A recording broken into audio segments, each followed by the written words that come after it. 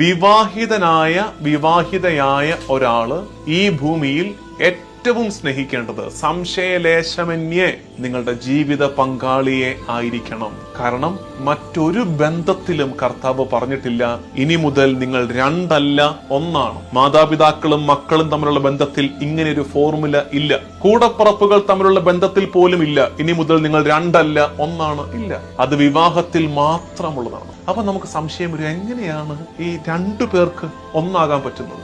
ക്രിസ്തീയ വിശ്വാസത്തിൽ അത് പറ്റും.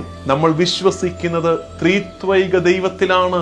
3 പേര് ഒന്നാണെന്ന് പറയുന്ന ത്രിത്വൈക ദൈവത്തിൽ വിശ്വസിക്കുന്ന നമുക്ക് എന്താ 2 പേര് ഒന്നാകുന്ന ദാമ്പത്യത്തെ മനസ്സിലാക്കാൻ ബുദ്ധിമുട്ട്? ദൈവം യോജിപ്പിച്ചത് മനുഷ്യൻ വേർപെടുത്താതിരിക്കട്ടെ. ദമ്പതികളോടല്ല ഈ ഉപദേശം ഞാൻ തരുന്നത് കേട്ടോ.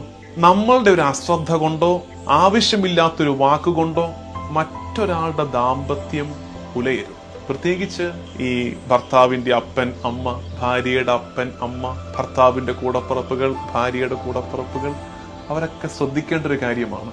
നമ്മളായിട്ട് ദൈവം യോജിപ്പിച്ചതിനെ വേർപെടുത്താൻ ഇടവരുത്തരുതെന്ന് നമ്മൾ സ്നേഹത്തോടെ ചിന്തിക്കുകയാണ്.